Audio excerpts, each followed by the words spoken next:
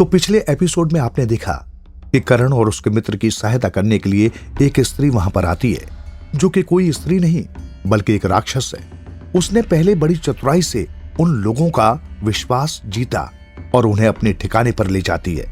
साथ ही साथ सभी को उस स्त्री का असली राक्षसी रूप पता चल चुका है।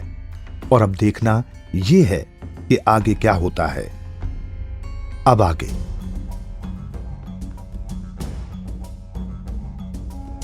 अरे नहीं, ये तो एक दानव है। मैंने कहा था ना, कुछ भी हो सकता है। हम किसी पर भी यकीन नहीं कर सकते। अब क्या होगा जयदेव? यहाँ तो लगातार मुसीबतें आती ही जा रही हैं। बहुत ही खतरनाक रास्ता है राजकुमारी जी को उनकी जगह पर पहुंचाने का। अब क्या करें, ये दानव तो हमें मार देगा। नहीं नहीं, हम सब इस मुसीबत से भी निकल जाएंगे, जैसे हर बार निकलते आए हैं। करण, देखो इतने सारे चमगादड़ न जाने कहां से आ रहे हैं।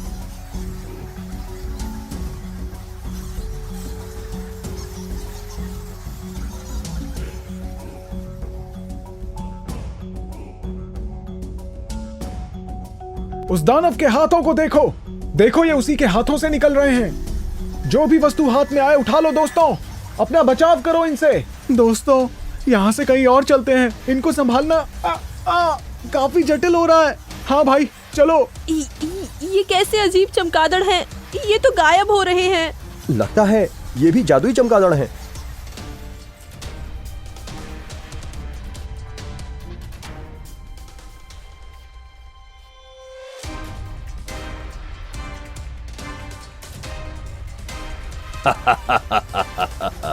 बचकर कहाँ जाओगे तुम सब? ये चमगादड़ कभी खत्म नहीं होंगे। जयदेव, अपनी बाईं ओर वो कपाट देखो, जल्दी से वो खोलो और हम सब उसके अंदर चलते हैं। तब तक मैं यहाँ संभालता हूँ। नहीं करण, हम तुम्हें छोड़कर नहीं जाएंगे। लव कुश और बुलबुल को वहां भेज दो, लेकिन तुम तब तक दरवाजा तो खोलो। ठीक है, मैं इनके लिए दरवाजा खोलकर वापस आता हूँ। अचानक से सुनहरी चिड़िया पर एक चमगादड़ हमला करने लगता है। वहां पर तुरंत विदुषी आती है और उस चमगादड़ को अपने हाथ से मार देती है। हम आपको कुछ भी नहीं होने देंगे राजकुमारी। आप ठीक तो है ना? हाँ विदुषी, मैं ठीक हूँ। बहुत बहुत धन्यवाद। मित्रों, जल्दी से यहाँ आओ, दरवाजा खुल गया है। जयदेव, तुम भी चलो, मैं भी आ रहा हूँ। जल्दी से रास्ता बनाओ मेरे आने का। ठीक है करण, जल्दी आओ। सभी लोग जल्दी से उस दरवाजे से एक कमरे के अंदर चले जाते हैं।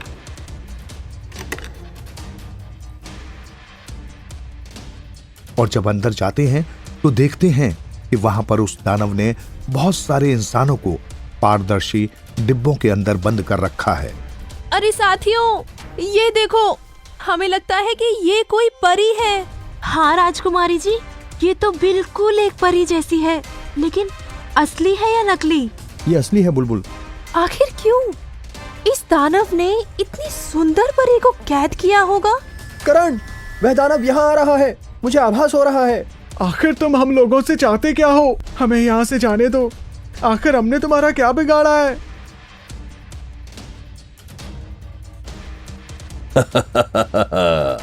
मैं तुम लोगों को यहाँ से ऐसे ही जाने नहीं दे सकता। तुम यह जो अपने चारों तरफ इन लोगों को देख रहे हो ना, इन सबको मैंने ही बंदी बनाया है। अब तुम्हारी भी यही दशा होगी। लेकिन इनके साथ ऐसा क्यों किया? पर तुम हमें बंदी बनाकर क्या करोगे? इससे तुम्हें क्या मिलेगा? उस रास्ते से जो कोई भी गुजरता है, मैं उन लोगों को कैद कर लेता हूँ और उन लोगों से वह कार्य करवाता हूँ जो मेरा मन करता है।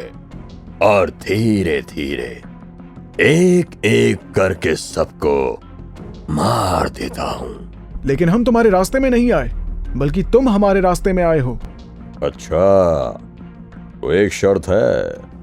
अगर तुम लोगों में से कोई भी मुझे प्रसन्न करने में सफल हो गया तो मैं तुम लोगों को जिंदा जाने दूंगा। ठीक है, हमें शर्त मंजूर है, लेकिन हमारी भी एक शर्त है। तुम्हारी इतनी हिम्मत, तुम मेरी शर्त के सामने शर्त रख रहे हो? हाँ तो इसमें क्या, मैंने आपसे गलत थोड़ी ना कहा है। लगता है हमारी शर्त से डर गया है। हाँ, मुझे भी यही लग रहा है। इसे डर लग रहा है।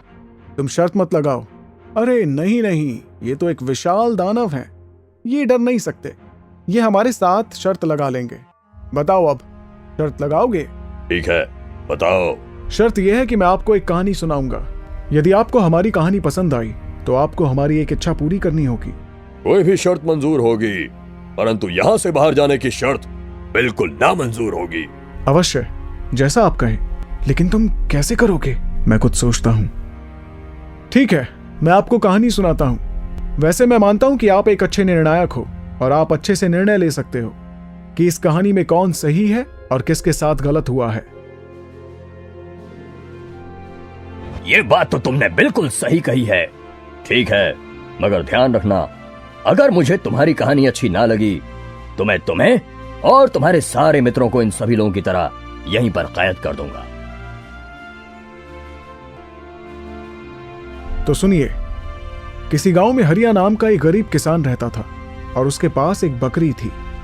बीते कुछ दिनों से उसकी फसल खराब हो रही थी, इसलिए उसके पास खाने के लिए भी पैसे नहीं थे। तभी एक दिन उसे एक विचार आता है कि उसे अपनी बकरी को खाना चाहिए। उस समय नवरात्र चल रहे थे, इसलिए वो उस बकरी को नहीं खाता है। वो सोचता है कि वो अपनी बकरी को नवरात्रि के बाद पकाकर खाएगा, लेकिन उसकी बकरी को ये बात जब पता चलती है कि उसका मालिक अब उसकी जान लेने वाला है, जिसके कारण उसकी आंखों में डर साफ दिखाई देने लगा। लेकिन हरिया तो उसको मारने का मन बना चुका था। वहीं वो बकरी हरिया को बहुत प्रेम दिखाती थी।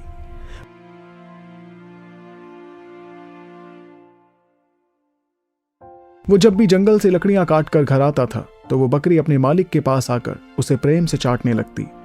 लेकिन तभी उसी समय उसके गांव में एक राक्षस लोगों को मारकर खा रहा था, लेकिन हरिया को यह बात मालूम नहीं थी। तो एक दिन ऐसे ही हरिया जब जंगल में लकड़ियां लेने के लिए गया हुआ था, तभी उसके घर में वो राक्षस आ जाता है। उस समय उसे बहुत भूख लगी हुई थी और वो वहां बस किसी शिकार की तलाश में शहर में आया हुआ था।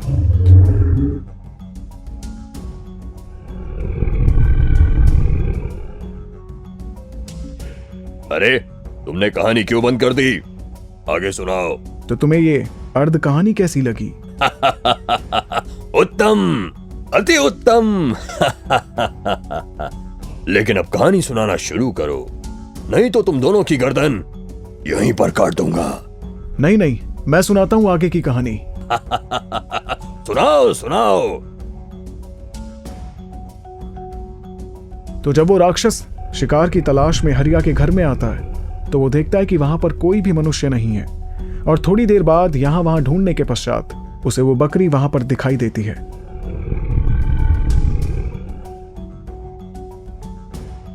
बड़ा राक्षस उस बकरी को देखकर काफी प्रसन्न हो जाता है और उसकी गर्दन काटकर तुरंत ही उसका सारा रक्त पी जाता है। इसके बाद उसका आधा मांस खाकर वहीं पर उसके शव को छोड़ देता है। और जब हरिया घर आता है तो उसके होश उड़ जाते हैं। और फिर?